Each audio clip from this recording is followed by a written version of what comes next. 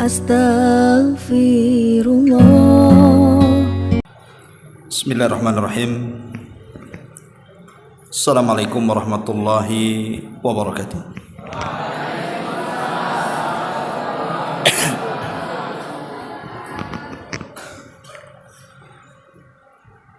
Alhamdulillah wassalatu wassalamu ala Rasulillah wa ala alihi wa sahbihi wa mawalah wa la hawla wa la quwwata illa billahi wa ba'd. Para santri, ikhwan dan akhwat yang dimuliakan Allah Subhanahu wa taala, alhamdulillah di malam ini kita bisa berkumpul di pondok pesantren Jabal Uhud, Tiban, Kampung Tiban, Batam.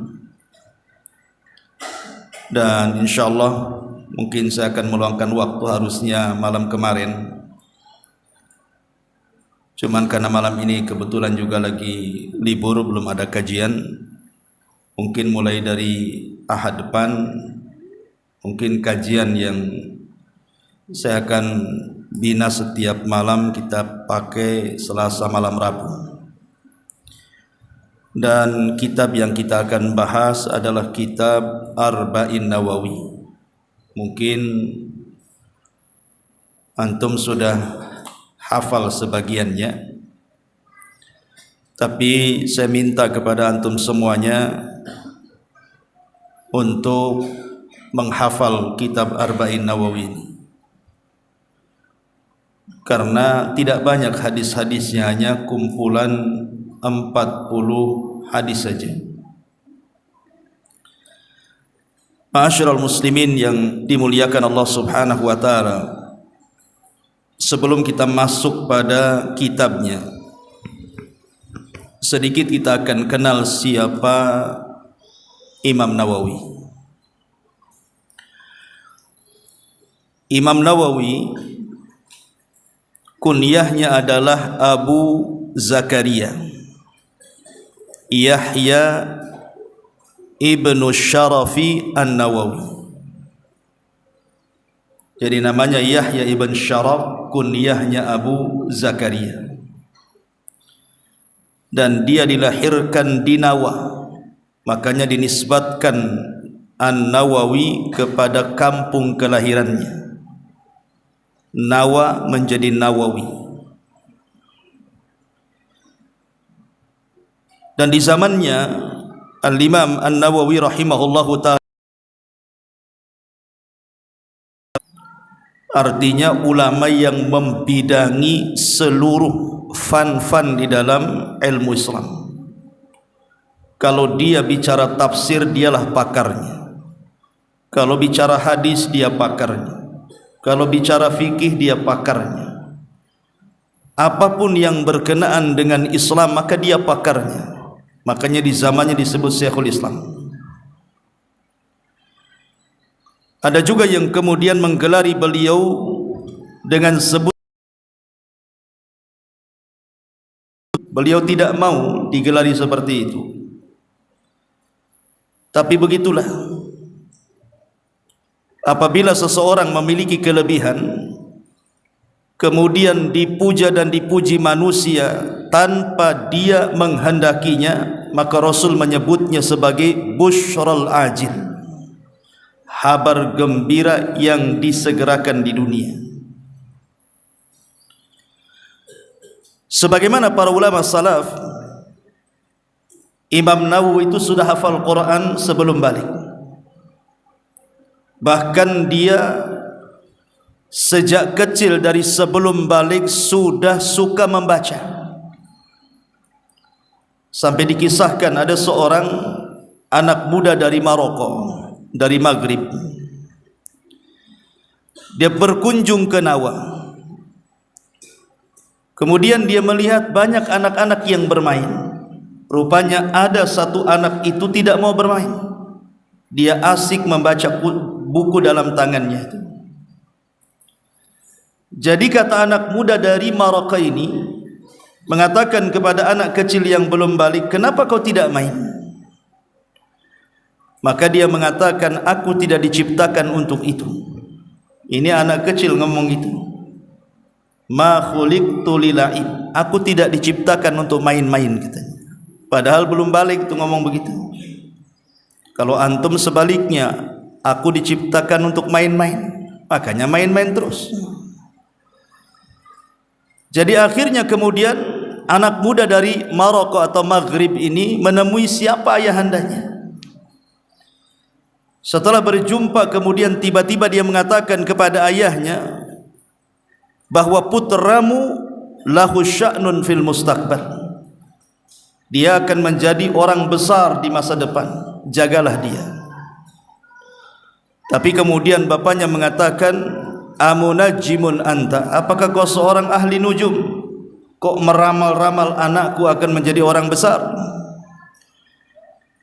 Tetapi kemudian ucapan anak muda dari Maroko ini kepikiran oleh ayahanda daripada Imam Nawawi. Sejak itulah ayahnya selalu mengajak Imam Nawawi ke daras-daras para ulama di zamannya di Nawa, walaupun di situ bukan biladul ulama. Dari sini semakin nampak kecintaan Imam Nawawi kecil ke dalam ilmu. Sampai akhirnya ayahandanya ingin lebih memperdalam lagi ilmu yang dikuasai anaknya, maka kemudian hijrah dari Nawa ke Damaskus.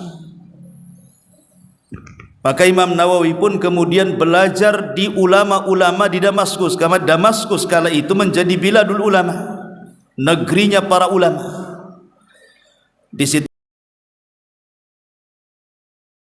pengetahuannya, dia tidak pernah keluar dari Damaskus. Tapi dengan menyerap ilmu ulama-ulama di Damaskus, akhirnya dia menjadi pakar dari semua pakar-pakar ulama di zamannya. Padahal dia sendiri mengikuti jejak ayahnya. Ayahnya ini kan seorang pedagang, punya toko. Bahkan Imam Nawawi pun dibuatkan toko. Tapi dari sela-sela kesibukannya mencari maisha, dia tidak pernah meninggalkan daras. Sampai disebutkan oleh para ulama sejarah itu, Imam Nawawi itu setiap hari, perhatikan, setiap hari menghadiri daras itu sampai 12 kali. Bayangkan 12 kali setiap harinya menghadiri daras para ulama. Mungkin jam sekian ke jam sekian di ulama ini, kemudian pindah lagi ke ulama itu, kemudian pindah lagi ke ulama itu. Luar biasa. Bayangkan satu hari 12 pelajaran. Tetapi Allah Subhanahu wa taala beri kecerdasan kepada Imam Nawawi. Walaupun usianya tidak lama, Imam Nawawi ini dia mulai menulis di usia 28 tahun, dan wafatnya memang diperselisihkan. Tetapi ada yang disepakati bahwa usia Imam Nawawi itu sampai di usia 45 tahun dia meninggal. Tapi dari tulisan beliau, dari usia 28 tahun dia mulai menulis,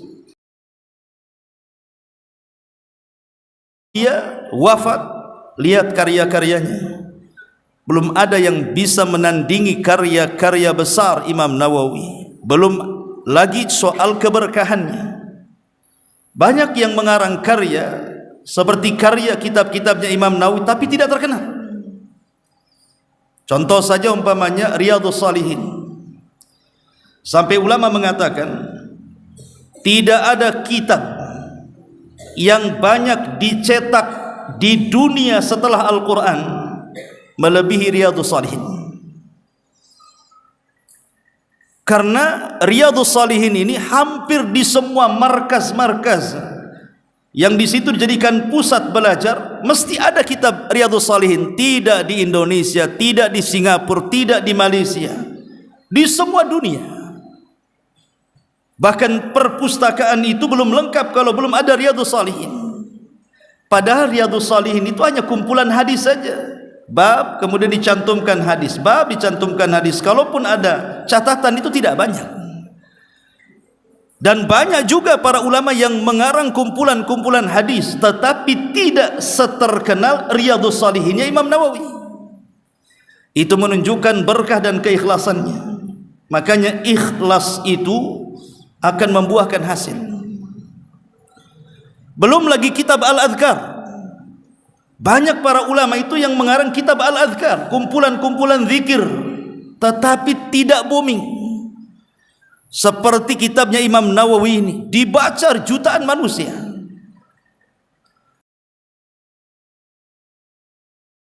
Minhajut Talibin namanya. Minhajut Talibin ini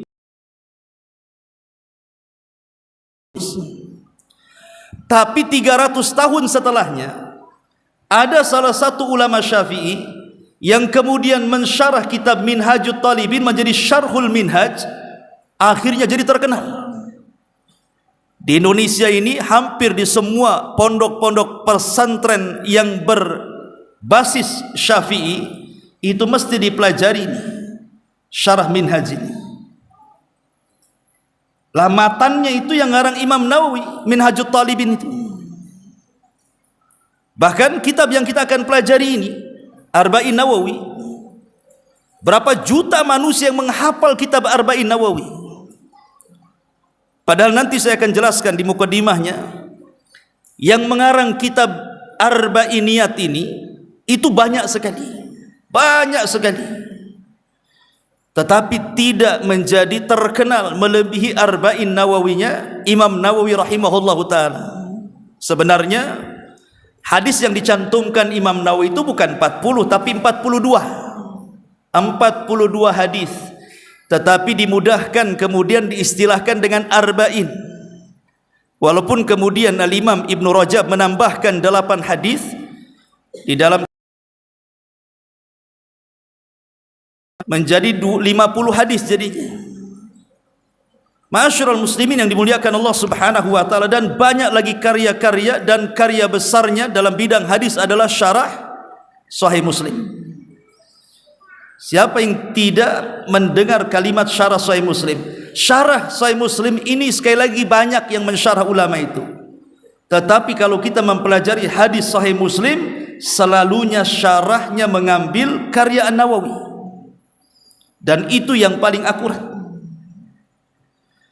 Bahkan Imam Nawawi juga pernah mensyarah Sahih Bukhari, tapi keburu meninggal. Sampai kata para ulama, kalau seandainya Imam Nawawi hidup dan berhasil mensyarah kitab Sahih Bukhari, maka tidak ada syarah terbaik di dunia melebihi syarah Bukharinya Imam Nawawi. Karena dia baru 2 jilid kemudian meninggal. Tapi begitulah Imam Nawawi rahimahullahu ta'ala. Ma'asyiral muslimin yang dimuliakan Allah Subhanahu wa taala. Imam Nawawi ini satu di antara ulama yang tidak sempat menikah. Sama dengan Syekhul Islam Ibn Taimiyah rahimahullahu taala dan ulama-ulama yang lainnya, banyak ulama tidak sempat menikah karena mereka sibuk talabul ilmi. Lah salah satunya Imam Nawawi meninggal dan belum menikah. Karena sibuk belajar dan sibuk menulis. Bahkan pernah dia 2 tahun duduk di kursinya, tidak pernah keluar rumah kecuali hanya melaksanakan sholat. Jadi kalau waktunya sholat dia ke masjid, balik lagi, duduk lagi, kemudian datang lagi waktu sholat, keluar, kemudian duduk lagi.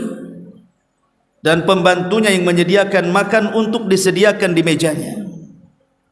Tapi lihat selama 2 tahun dia tidak pernah beranjak dari kursinya, kemudian mengarang satu kitab yang sangat fenomenal. Apa kitabnya? Syarhul Muhadzab namanya.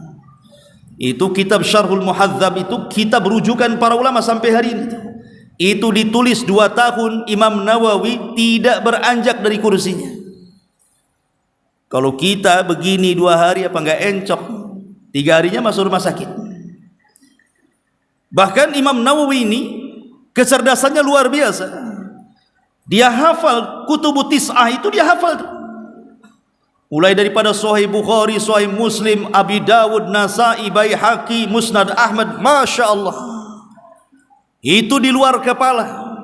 Sama dengan antum di luar kepala, cuman bedanya antum tak masuk-masuk kepala, di luar terus. Itu bedanya. Kalau Imam Nawawi betul-betul di kepala. Luar biasa ikhwatu fiddin. Ya minimalnya walaupun tidak Sahih Muslim, Sahih Bukhari, Arba'in Nawawi lah antum hafal. Ma'asyiral muslimin yang dimuliakan Allah Subhanahu wa taala, walaupun demikian Imam Nawawi itu juga menggabungkan antara ilmu dan ibadah. Karena di sela-sela kesibukannya dia thalabul ilmi, dia pun menyempatkan untuk qiyamul lail. Sampai dikisahkan oleh muridnya, apabila Imam Nawawi itu kemudian sholat tahajud, maka dia akan lama sholatnya. Dan apabila lewat di ayat-ayat yang menceritakan tentang azab, maka beliau akan senantiasa menangis dan menangis sampai selesai sholat. Sampai pernah Imam Nawawi mengulang-ulang ayat waqifuhum innahum mas'ulun. Waqifuhum,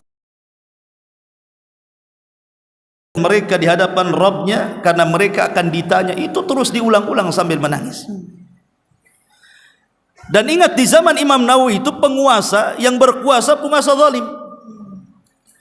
Tetapi Imam Nawawi rahimahullahu ta'ala sangat keras mengkritik penguasa, sangat keras menasihati penguasa. Tetapi walaupun dia keras menasihati penguasa yang merupakan afdalul jihad, kata Rasul, afdalul jihad kalimatul haq inda sultanil jair, bahwa seutama-utama jihad itu adalah menyampaikan kalimat yang benar di hadapan penguasa zalim. Tapi Imam Nawawi walaupun keras dengan penguasa, tapi dia satu-satunya ulama di zamannya ya yang melarang rakyat memberontak kepada penguasa. Ketika semua para ulama di zamannya berfatwa agar rakyat bergerak dan menggulingkan penguasa, justru Imam Nawawi satu-satunya ulama yang kemudian berfatwa tidak boleh melakukan pemberontakan. Persis seperti Imam Ahmad rahimahullahu ta'ala, walaupun dia dizalimi sampai disiksa habis-habisan, tapi ketika kemudian muridnya meminta Imam Ahmad untuk memberontak, dia mengatakan ad-damu dam, jangan, menumpahkan darah itu tidak bagus. Tidak seperti sekarang mengkritik penguasa lewat YouTube, dihantam sana seolah-olah tidak ada kebaikan. Ma'asyiral muslimin yang dimuliakan Allah Subhanahu wa ta'ala, lah Imam Nawawi rahimahullahu ta'ala, beliau di usia 45 tahun kemudian meninggal dunia, tapi karya-karyanya seolah-olah tidak pernah hilang dimakan zaman. Ya, salah satunya kitab yang kita akan pelajari, Arba'in An-Nawawi. Taib, ma'asyiral muslimin wal muslimat, santri ikhwan dan akhwat rahimani wa rahimakumullah, kita masuk pada muqaddimah sedikit. Ada sebuah hadis yang mengatakan, man hafidha arba'ina hadisan anin Nabi sallallahu alaihi wasallam kutiba ma'al fuqaha. Barang siapa yang menghafal 40 hadis dari Nabi sallallahu alaihi wasallam, maka dia tercatat digolongkan sebagai ahli fikih. Tapi sayang hadis ini lemah. Walaupun banyak jalannya, tidak terangkat menjadi hasan li ghairi. Ada juga lafaz yang lain, man hafidha arba'ina haditsan anin Nabi sallallahu alaihi wasallam fasayadmanu dukhulal jannati wa yub'atsu ma'al ulama. Barang siapa yang menghafal 40 hadis dari Nabi, maka dijamin masuk surga dan akan dibangkitkan bersama para ulama. Hadis ini juga tidak sahih.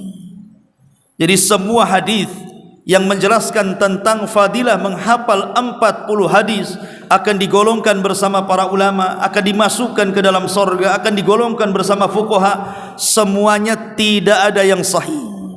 Bahkan tidak terangkat pun menjadi hasan li ghairi. Tapi walaupun demikian, cukuplah sebuah hadis Nabi yang dikeluarkan dari Imam At-Tirmidzi dan beliau hasankan dari Zaid ibn Thabit radhiyallahu an, Nabi SAW mengatakan, nadzarallahu imra'an sami'a minna hadithan fahafidhahu hatta yablughahu ghairuhu farubba hamilin fiqhin ila man huwa afqahu minhu wa rubba hamilin fiqhin laisa bifaqih. Semoga Allah Subhanahu wa taala mencerahkan sebuah hadis lalu menghafalnya hingga dia menyampaikannya kepada orang lain, maka bisa jadi dia membawa riwayat hadis tersebut kepada orang yang jauh lebih paham. Dan bisa jadi seorang pembawa fikih atau perawi hadis itu tidak paham terhadap hadis yang diriwayatkannya. Tapi syahidnya di sini kata Imam Mubarakfuri rahimahullahu taala, bagaimana Allah Subhanahu wa taala akan mencerahkan wajah setiap orang yang menghafal hadis kemudian menyampaikannya. Maka ini keutamaan yang luar biasa, kita diberikan cahaya wajah kita oleh Allah karena menghafal hadis Nabi sallallahu alaihi wa ala alihi wasallam. Ma'asyiral muslimin wal muslimat, santri ikhwan dan akhwat rahimani wa rahimakumullah. Tadi saya katakan bahwa orang yang mengarang arba'in ini banyak sekali. Dimulai dari yang pertama kali, ya. Kalau antum ditanya siapa yang pertama kali mengarang kitab arba'in, maka jawabannya adalah Abdullah ibnu Mubarak. Dan ini dinyatakan Imam Nawawi sendiri. Kata Imam Nawawi, qala Nawawi, fa awwalu man alimtuhu, awal man sannafa arba'in Abdullah ibni Mubarak. Dan yang pertama kali sepengetahuanku, kata Imam Nawawi, orang yang pertama kali mengarang kitab arba'in adalah Abdullah ibnu Mubarak, seorang ulama tabi'in luar biasa, tabi'ut tabi'in, ya. Kemudian yang terakhir kata Imam Nawawi sendiri, dan yang terakhir yang mengarang kitab arba'in adalah Abu Bakar al-Baihaqi, atau dikenal dengan Imam Baihaqi, pengeluar hadis. Jadi kalau antum ditanya siapa yang pertama kali mengarang kitab arba'in, Abdullah ibnu Mubarak. Siapa yang terakhir? Abu Bakar al-Baihaqi. Artinya yang mengarang kitab arba'in atau diistilahkan dengan arba'iniyat ini banyak sekali. Di sana ada kata Imam Nawawi, Abu Bakar al-Ajuri, kemudian Abu Bakar ibn Ibrahim al-Asfahani, kemudian Al-Imam Daruqutni, kemudian Imam Hakim, kemudian Abu Nuaim, kemudian Abu Abdullah As-Sulami, kemudian Abu Utsman As-Sabuni, ma'ruf karyanya Aqidah Ashabil Hadis, Al-Imam Sabuni. Itu juga ngarang kitab arba'in juga tuh. Termasuk juga Imam Nawawi. Ya tentu maksudnya arba'in di sini kumpulan-kumpulan hadis itu boleh jadi mungkin dalam masalah-masalah akidah, ada yang masalah-masalah zuhud, ada masalah-masalah adab. Lah termasuk Imam Nawawi ini dia sengaja mengumpulkan 40 hadis ini yang menurut dia mana hadis-hadis yang penting dia cantumkan di situ. Jadi Imam Nawawi itu dia mencakup semuanya itu. Mencakup ada akidahnya, ada fikihnya, ada kitab yang disebut dengan arba'in. Tapi sekali lagi saya katakan bahwa Imam Nawawi itu mencantumkan dalam kitab arba'in bukan 40 hadis ya, tapi 42. Jadi 42 hadis itu yang diletakkan oleh Al-Imam An-Nawawi rahimahullahu taala. Tapi kemudian ditambah oleh Imam Ibnu Rajab 8 hadis. Yang kemudian dikenal kitabnya Jami' Ulum wal Hikam itu kumpulan 50 hadis syarah daripada Arba'in Nawawi. Jadi hadis yang di Arba'in itu semuanya 42 hadis, kemudian ditambah 8 hadis menjadi 50. Dan itu syarah terbaik dari semua syarah yang mensyarah kitab Arba'in Nawawi itu. Jami' al-Ulum wal Hikam ini karya Imam Ibnu Rajab Al-Hambali rahimahullahu taala. Ya. Taib asyrul muslimin wal muslimat, santri ikhwan dan akhwat yang dimuliakan Allah Subhanahu wa taala. Di sini pengarang Imam Nawawi rahimahullahu taala mencantumkan hadis pertama. Hadis soal masalah niat, innamal a'malu binniyat. Yang mencantumkan hadis pertama innamal a'malu binniyat di permulaan hadis, di permulaan kitab itu bukan Imam Nawawi saja. Bahkan hampir banyak ulama, salah satunya Imam Bukhari.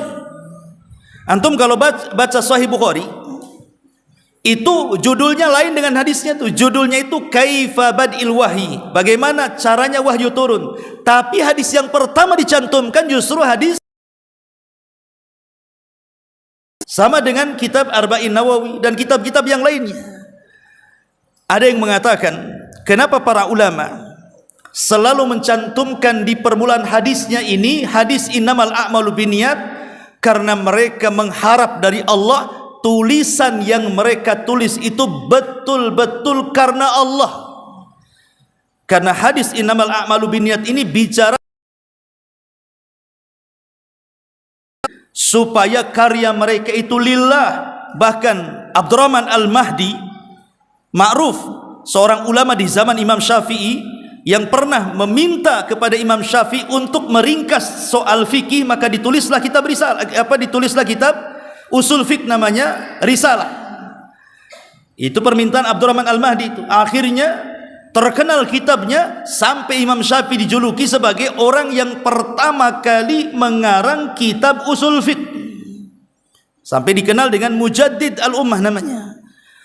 Lah Abdurrahman Al-Mahdi ini sampai mengatakan, kalau seandainya aku ini mengarang buku, dia berangan-angan tuh, kalau saya ingin mengarang buku, saya ingin setiap bab itu saya cantumkan hadis ini, innamal a'malu binniyat itu. Saking pentingnya, karena ini mengingatkan kita kepada keikhlasan kepada Allah Azza wa Jalla. Makanya penting kita ini mempelajari hadis pertama ini, supaya mulai dari awal antum di sini sampai keluar betul-betul lillahi ta'ala, dan akan jadi berkah ilmunya. Taib, ma'asyiral muslimin wal muslimat rahimani wa rahimakumullah. Langsung saja kita baca satu hadis saja. Nanti mungkin berikutnya kita baca 2 atau 3 hadis gitu ya. Hadis ini dari sahabat Amirul Mukminin. Kenapa Amirul Mukminin? Karena dia orang yang pertama kali dijuluki Amirul Mukminin. Abu Bakar tidak dijuluki Amirul Mukminin, dia disebut Khalifatul Islam. Tapi Umar bin Khattab, disinilah permulaan pemimpin kaum muslimin dijuluki Amirul Mukminin. Makanya an Amiril Mukminin, Abi Hafsin, bapaknya Hafs. Umar tidak punya anak namanya Hafs, tapi Umar punya anak namanya Hafsah. Hafs ini dalam bahasa Arab disebut tarhim, artinya seruan untuk memanggil dengan cara lembut. Sama dengan Rasul ketika memanggil Aisyah, bukan Aisyah, ya Aisyah, bukan begitu, ya Aish namanya. Hafsah juga dipanggil Hafs namanya, itu panggil lembut, lembut ketika memanggil. Kemudian radhiyallahu anhu qala, sami'tu Rasulullah sallallahu alaihi wasallam yaqul, Nabi sallallahu alaihi wasallam bersabda. Hadis ini innamal a'malu binniyat ini, sebelum saya masuk ke pembahasannya, hadis ini disebut hadis gharib. Nanti antum kalau belajar mustalahul hadis, taulah makna hadis gharib, hadis aziz. Jadi yang meriwayatkan hadis ini sebenarnya adalah satu orang saja, Umar bin Khattab radhiyallahu anhu. Kemudian yang mengambil hadis dari Umar pun satu orang, namanya Alqamah ibn Abi Waqqas Al-Laythi. Kemudian dari Alqamah juga yang mengambil hadis ini cuma satu orang, namanya Muhammad ibn Ibrahim At-Taimi. Lah dari Ibrahim At-Taimi, Muhammad ibn Ibrahim At-Taimi juga yang mengambil dari dia satu orang juga, namanya Sa'id atau Yahya ibn Sa'id Al-Ansari. Baru dari Yahya ibn Sa'id Al-Ansari ini ratusan orang mengambil hadis ini. Ada yang mengatakan sampai 700 orang mengambil hadis dari Yahya ibn Sa'id Al-Ansari. Kemudian setelah itu ribuan orang mengambil hadis dari orang-orang setelahnya, sampailah hadis ini kepada kita. Itu disebut hadis gharib namanya. Tetapi walaupun demikian hadis ini sahih, talaqathul ummatu bil qabul, di mana seluruh umat itu menerima hadis ini. Dan itulah indahnya Imam Nawawi rahimahullahu taala, ketika beliau mengarang kitab, beliau mengingatkan dirinya sendiri dan para pembacanya dan yang mempelajarinya dengan keikhlasan.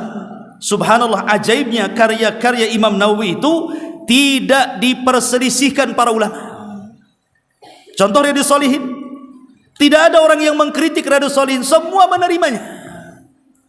Itulah bagaimana berkah dan ikhlasnya karya Imam Nawawi, termasuk Riyadhus Arba'in Nawawi. Semua umat menerimanya, bahkan jutaan manusia menghafal kitab ini.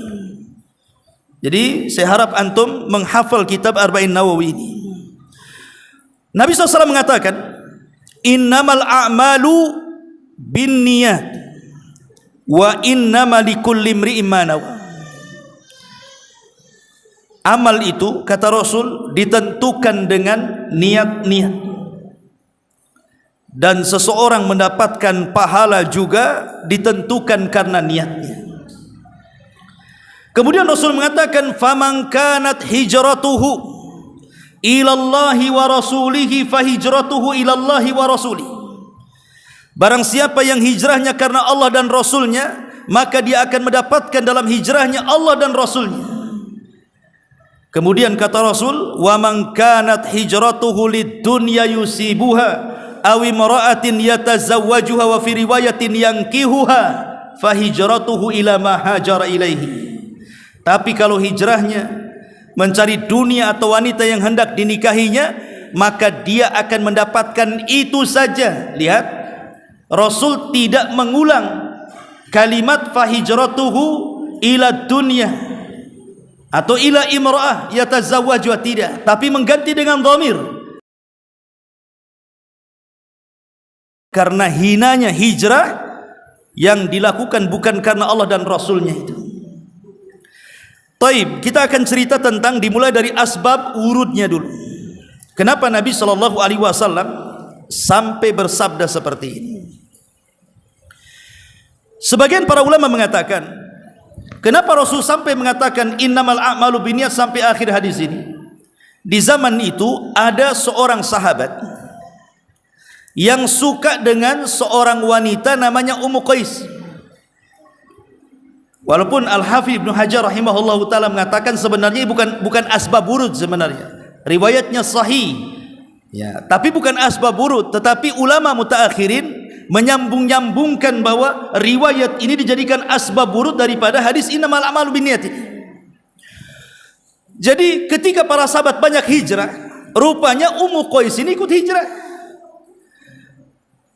Maka anak muda ini mencari-cari hendak meminang Ummu Qais, rupanya sudah hijrah bersama para sahabat. Akhirnya kemudian dia pun niat ingin hijrah juga seperti hijrahnya para sahabat Rasul, tapi niatnya beda. Gimana? Ke kantor? Ada apa? Fadhal. Ya. Jangan lama-lama. Taib. Kemudian sahabat Nabi SAW ketika hijrah, mereka betul-betul ikhlas karena Allah dan Rasulnya. Lah anak muda ini, dia hijrah bukan karena Allah dan Rasulnya, tapi mengejar seorang wanita namanya Ummu Qais. Subhanallah.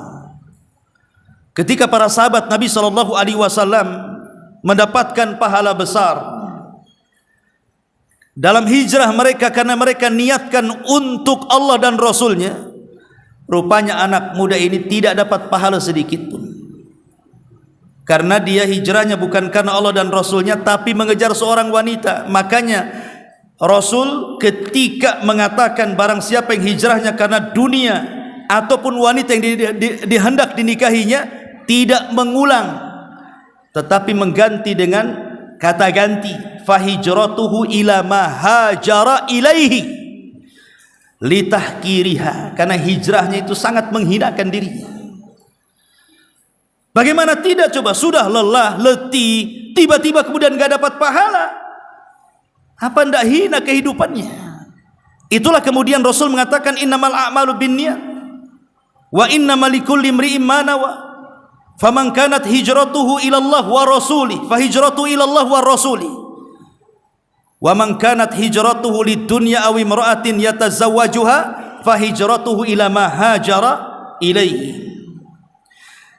Sedikit faedah ikhwatu fiddin muliakan Allah Subhanahu wa taala. Hadis ini disebutkan Imam Ahmad sebagai hadis thuluthul Islam. Kalau Islam dibagi 3, maka sepertiganya ada dalam hadis Ummul Mukminin Aisyah radhiyallahu anha, man ahdatsa fi amrina hadza ma laysa minhu fahuwa rad, atau man amila amalan laisa alaihi amruna fahuwa rad. Kemudian sepertiganya di hadis Nu'man ibn Bashir, sahabat yang pertama lahir dari kalangan Ansar pasca hijrah Nabi. Kalau dari kalangan Muhajirin, namanya Nu'man ibn Bashir, dikenal hadisnya al halalu bayyinun wal haramu bayyinun. Semua ada dalam kitab Arba'in Nawawi, dan sepertiganya hadis yang kita bahas ini. Makanya Imam Ahmad mengatakan bahwa madarul Islam itu fi salasati ahadis, bahwa sumbernya Islam itu ada di 3 hadis ini. Lah salah satu hadis innamal a'malu binniyat. Coba bayangkan, jadi kita sedang mempelajari sepertiga Islam, kalau antum paham. Makanya penting mempelajari hadis innamal a'malu binniyat ini. Ada satu kisah yang menarik ikhwan, ketika para ulama tafsir memberikan catatan kepada surah An-Nisa ayat 100, karena ada kaitan dengan hadis yang kita bahas.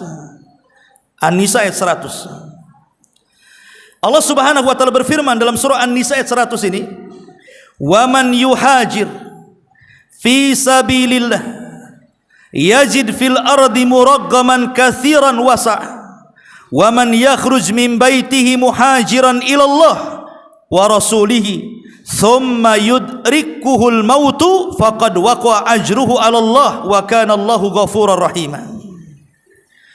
Barang siapa berhijrah, kata Allah, di jalan Allah, niscaya mereka mendapati di muka bumi ini tempat hijrah yang sangat luas dan rizki yang banyak.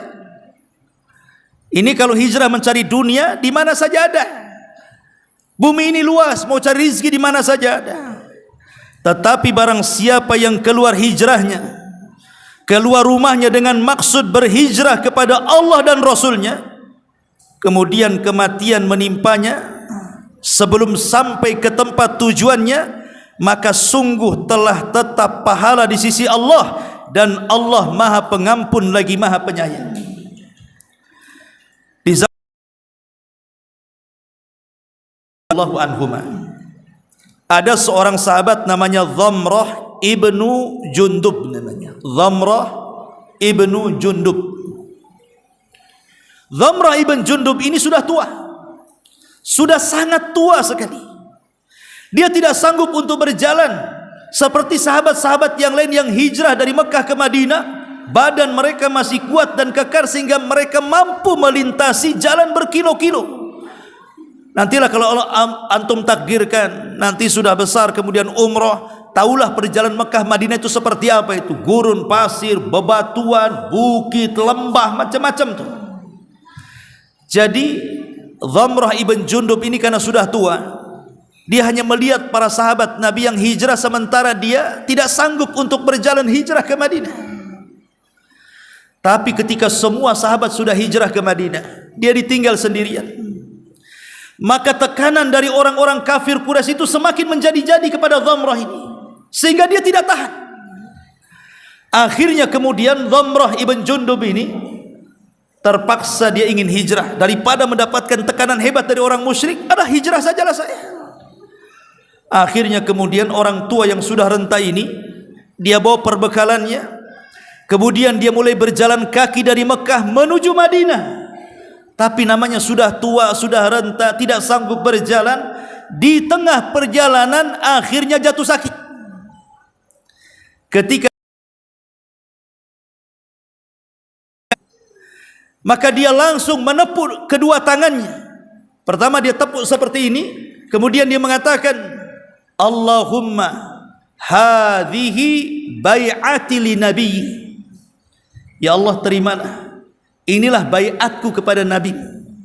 Kemudian ditepuk lagi satu kali, dia ngomong gitu lagi. Akhirnya kemudian Allah subhanahu wa ta'ala takdirkan Dhamrah ibn Jundub ini meninggal dunia. Dari sini turun ayat ini. Turun surah An-Nisa ayat 100 di sini, di mana Allah mengatakan, "Wa man yakhruj min baitihi muhajiran ila Allah wa rasulihi thumma yudrikhul mautu faqad waqa'a ajruhu 'ala Allah wa kana Allahu ghafurar rahima. Barang siapa yang keluar dari rumahnya betul-betul hijrahnya karena Allah dan Rasulnya, kemudian di tengah jalan kematian menjemput dia, maka tetap pahala hijrahnya sudah sampai kepada Allah Subhanahu wa taala. Inilah makna wa man kanat hijratuhu ilallahi wa rasuli fa hijratuhu ilallahi wa rasuli. Atau hadis yang ma'ruf tentang kisah Bani Israel, dan dicantumkan juga kisah ini dalam kitab Riyadhus Shalihin, tentang orang yang membunuh berapa? 99 jiwa. Coba bayangkan kalau hari ini ada pembunuh sebanyak itu, mungkin kita katakan sadis sekali itu, jahat sekali orang itu. Kalau bisa tangkap, hukum seberat-beratnya, kan begitu. Lah, anak muda ini Allah ilhami untuk bertobat kepada dan menyesal soal perbuatan pembunuhannya. Datanglah dia kepada seorang rahib. Tapi rahib ini memang ahli ibadah tapi jahil. Dia tidak bisa memberikan fatwa terbaik, justru berfatwa dengan kejahilannya dan mengatakan orang sepertimu tidak ada tobat. Akhirnya kemudian jiwa pembunuhnya itu datang, dibunuhnya pula si rahib ini. Genaplah 100 jiwa tuh. Tapi dia tidak putus asa. Dia mencari pendeta yang lainnya, kemudian ketemu kebetulan pendeta yang satu ini alim orangnya. Dia bertanya, bagaimana soal kalau engkau ingin diterimanya, di sana ada kampung, semua orang soleh semua di situ. Kau bisa belajar di kampung kumpulan orang-orang soleh itu. Akhirnya dikasih tahu alamatnya, mulailah dia hijrah dari kampungnya menuju perkampungan orang soleh itu. Tapi Allah takdirkan di tengah jalan dia meninggal. Kehabisan bekal, kelaparan dunia, ruhnya ini diperebutkan para malaikat. Kata malaikat rahmat, ini ruh punya saya, dia layak masuk surga karena dia sudah melangkahkan kaki ke tempat taubat. Kata malaikat azab, tidak bisa, dia sudah membunuh 100 jiwa, neraka tempatnya. Akhirnya Allah mengutus malaikat hakim, pemutus. Kata malaikat hakim ini, sudah gini saja, jangan ribut soal ruh orang itu. Kisu bainal ardaini. Sekarang ukur saja di antara dua negeri itu. Apakah dia lebih dekat ke tempat yang dituju ataukah lebih dekat kepada rumah sang rahib yang ditanya? Sebenarnya dia itu belum jauh dari rumah sang rahib itu, tapi Allah itu rahim, rahmatnya lebih luas daripada murkanya. Allah lipat bumi, Allah dekatkan dia ke kampung yang dituju. Akhirnya malaikat hakim mengatakan, hei malaikat rahmat, ambillah ruh ini. Lihat, kalau memang hijrahnya karena Allah ingin bertobat, maka pasti dia akan mendapatkan Allah dan Rasulnya. Makanya di sini, barang siapa yang hijrahnya karena Allah dan Rasulnya, maka dia akan mendapatkan Allah dan Rasulnya. Maksudnya akan mendapatkan Allah dan Rasulnya itu qasdan wa syara'an. Qasdan itu maksudnya sudah diterima, dan syar'an itu maksudnya sesuai dengan syariat arahan Nabi. Jadi hijrahnya sesuai dengan syariat, kemudian niatnya diterima Allah. Itulah yang disebut innamal a'malu binniyat wa innama likulli imri'in ma nawa. Wa innama likulli imri'in ma nawa itu artinya orang mendapatkan pahala atau tidak dalam hijrah itu ditentukan dengan niat. Baik, masyarul muslimin wal muslimat rahimani wa rahimakumullah. Ada sedikit masalah atau faedah yang ingin saya jelaskan dari syarah ini karena waktu juga. Pertama, amalan-amalan manusia yang dikerjakan dari amalan-amalan kebaikan karena Allah itu terbagi karena selain Allah itu dibagi menjadi 3. Jadi amalan itu kan ada karena Allah, ini sudah tidak ada khilaf lagi, pasti diterima. Tetapi ada amalan-amalan bukan karena Allah. Lah ini ada 3 perkara kata para ulama. Yang pertama, kalau amalan ini diniatkan riya secara mutlak, memang dia ingin riya, tidak ada ikhlas-ikhlasnya sama sekali, maka amalan ini jelas tertolak. Dan inilah amalan orang-orang munafik yang Allah firmankan dalam surah An-Nisa 142, innal munafiqina yukhadi'una Allah wa huwa khadi'uhum wa qusala yura'una an-nas wa la yadhkuruna Allah illa qalila. Apabila orang-orang munafik itu tegak melaksanakan salat, maka mereka pun malas-malas karena niat salatnya karena riya, dan mereka tidak berzikir kepada Allah kecuali sedikit. Jadi kalau amalan itu hanya riya mutlak, berarti ini amalannya orang munafik dan pasti akan tertolak. Bahkan lebih ngeri lagi, ada sebuah hadis. Kata Nabi SAW, awal man tusyu'ira bihin nar yaumal qiyamah thalathatu. Manusia yang pertama kali disentuh api neraka itu 3 manusia. Yang pertama orang yang bersedekah, yang kedua orang yang pakar Quran, dan yang ketiga orang yang berjihad di jalan Allah. Tapi karena tiga-tiganya memang riya mahab, betul-betul riya, tidak ada yang lain, makanya Allah masukkan semua ke neraka, dan mereka orang yang pertama disentuh api neraka. Ini yang pertama. Kemudian yang kedua, ikhlas dan riya dicampur aduk. Di dalamnya ada ikhlas, tapi dalamnya juga ada riya. Maka amal yang kedua juga ditolak. Karena Allah Subhanahu wa taala berfirman dalam hadis kursi, kata Nabi sallallahu alaihi wasallam, Allah berfirman, "Ana aghna syuraka 'ani syirki. Faman 'amila li 'amalan asyraka fihi ghairi taraktuhu wa syirka." Kata Nabi SAW, aku adalah zat yang tidak berhajat kepada sekutu. Maka siapapun yang beramal selainku, ku tinggalkan dia dan sekutunya. Maka amalan yang bercampur dengan riya, ikhlas dan riya pun tetap tertolak. Ini yang kedua. Kemudian yang ketiga, ada amalan itu ikhlas, tapi di balik keikhlasannya itu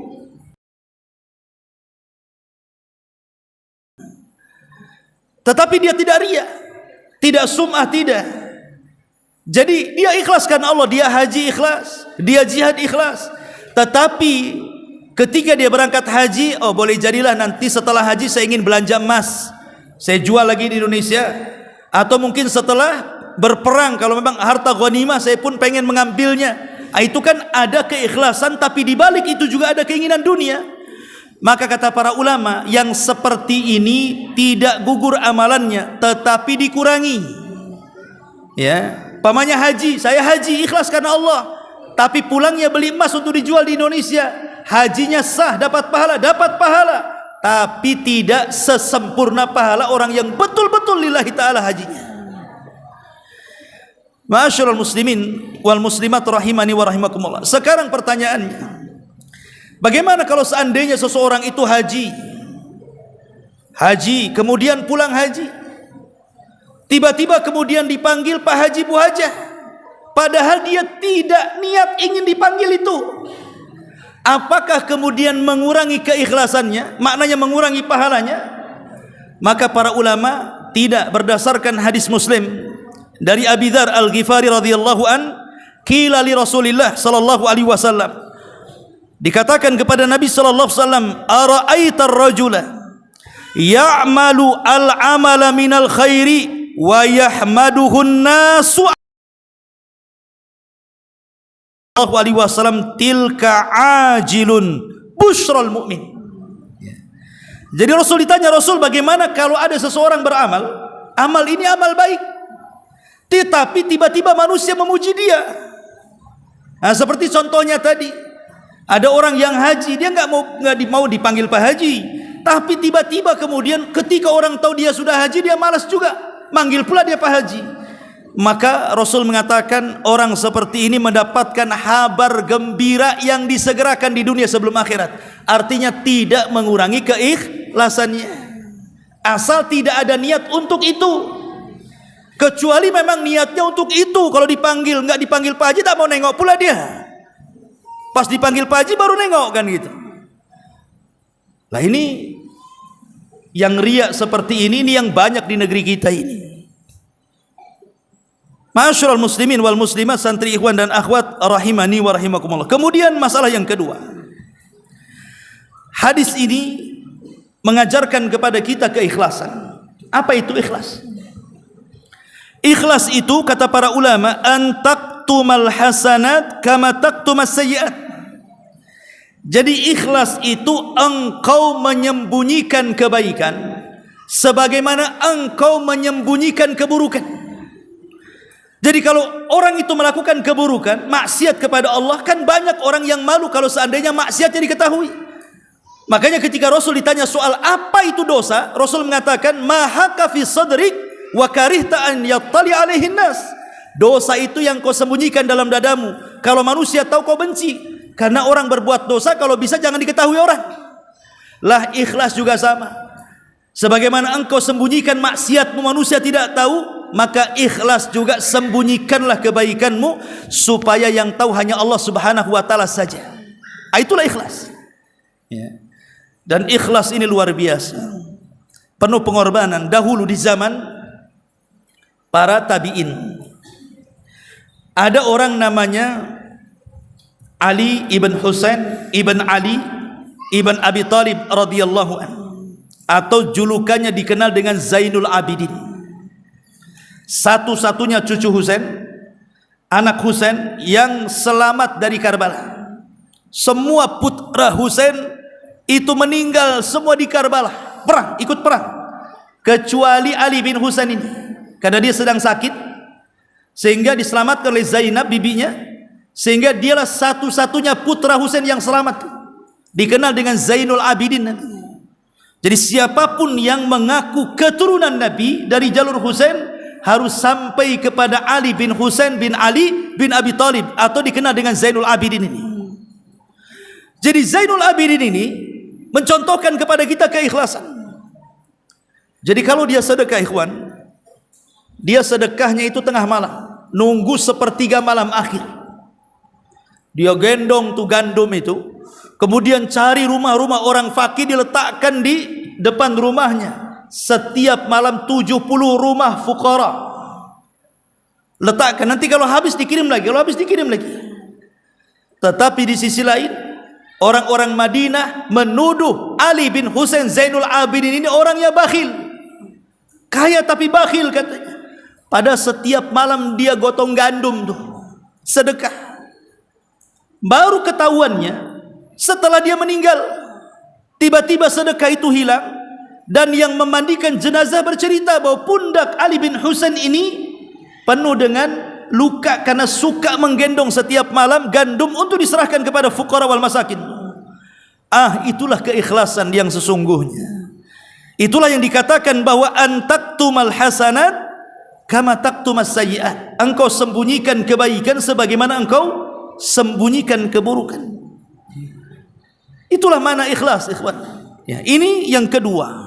Kemudian yang terakhir, yang ketiga, tentang soal niat. Ada dua faedah di sini tentang soal niat di sini. Ingat ikhwan, niat itu bisa membesarkan yang kecil, bisa mengecilkan yang besar. Niat itu, saya ulang, bisa mengecilkan yang besar, bisa membesarkan yang kecil. Kata Abdullah ibn Mubarak, bisa mengecilkan, bisa membesarkan. Orang sedekah miliaran, tapi karena niatnya bukan karena Allah, menjadi kecil, bahkan tidak berharga. Orang yang sedekahnya walaupun sepotong biji kurma, fattakun nar walau bisyikki tamrah, tapi kalau dia karena Allah Subhanahu wa taala, boleh jadi itu pula menjadi jalan dia ke surga. Maka niat ini perlu, termasuk antum belajar di sini ini. Kalau sekarang mulailah diluruskan niat ikhwan, supaya antum ini banyak keikhlasan. Kalau tidak ikhlas belajar itu, nanti mudah tersinggungan antum itu. Nanti gurunya marah-marah, antum sakit hati. Dibangunkan tengah malam masih ngantuk-ngantuk, suruh persiapan sholat subuh, sakit hati lagi. Itu kan anda ikhlas tuh. Coba kalau antum ikhlas, tidak ada yang sakit hati. Mau gurunya mau maki, mau marah, terserah dia. Yang penting saya dapat ilmu. Mau gurunya kemudian membangunkan antum di sepertiga malam untuk tahajud atau untuk persiapan subuh, tidak peduli. Yang penting saya subuh dapat pahala. Kan begitu enak tuh. Maka dari sekarang tajdidun niat ikhwan. Mungkin yang dulunya terpaksa mondok di sini atau diantarkan orang tuanya atau daripada stres di rumah ke pondok, dari sekarang luruskan niat. Kata Imam Syafi'i rahimahullahu taala, talabtul ilma li ajli dunya wa ya'bal ilmu illa lillah, kata beliau. Dulu aku mencari ilmu itu karena dunia. Rupanya ilmu yang membimbingku dia tidak mau kecuali karena Allah Subhanahu wa taala. Luruskan niat. Lah kalimat innamal a'malu binniyat ini ada dua faedah. Yang pertama, maksudnya sah dan tidaknya, berpahala dan tidaknya, ikhlas dan tidaknya, itu semua digantungkan kepada niat. Dianggap ibadah atau tidak, itu semua digantungkan kepada niat. Ini yang pertama. Dan yang kedua, niat ini sebagai tamyizul ibadah wal adat, pembeda mana yang ibadah, maksudnya ibadah satu dengan yang lainnya, atau mana ibadah satu dengan perkara kebiasaan manusia. Contoh mandi, ada mandi bersih, ada mandi junub. Mandi junub ada dua cara, bisa yang penting ijza sah, itu cukup niat saja. Niat mandi junub, nyemplung antum ke sungai, kemudian sudah basah semuanya, kemudian keluar dari sungai, sah mandi junub antum. Itu namanya asal al-ijza. Ijza itu artinya yang penting sah gitu ya. Tapi ada mandi junub itu dia sempurna, wudu dulu, kemudian juga dibersihkan kepalanya, dibasuh sebelah kanannya, baru sebelah kiri, baru kaki. Itu namanya sempurna tuh. Oke lah, kita bicara soal yang penting sah kan. Orangnya dengan mandi biasa. Tapi yang membedakan satu mandi biasa, satu mandi junub adalah niat. Innamal a'malu binniyat. Ini satu. Yang kedua, antara ibadah satu dengan yang lainnya. Antum masuk nih ke masjid, di situ ada solat sunnah wudu, di situ ada tahiyatul masjid, di situ ada rawatib, kan macam-macam dua solat sunnah rakaat itu. Lah, yang menentukan oh ini tahiyatul masjid, ini solat sunnah wudu, ini rawatib, ini adalah niatnya. Tapi ingat, mahallun niyah fil qalbi. Tempat niat itu di hati. Niat bukan zikir harus lafadzkan. Niat itu dalam hati. Ya. Inilah di antara 3 poin dalam hadis Umar bin Khattab. Sebenarnya banyak sudah saya catat, cuman waktu juga sudah malam. Insyaallah mungkin ke depannya kajian saya bukan malam Kamis sebenarnya, Selasa malam, Rabu, ingat-ingat ya. Ya. Dan insyaallah mungkin biasa kalau saya ngaji di sini saya bawa hadiah. Kebetulan karena ini perdana, belum disiapkan hadiahnya. Insyaallah mungkin minggu depan kita bawa hadiahnya. Wallahu alam, semoga bermanfaat. Subhanallah bihamdika, asyhadu an la ilaha illa anta astaghfiruka wa atubu ilaik. Allahu ta'ala alam. Assalamualaikum warahmatullahi wabarakatuh.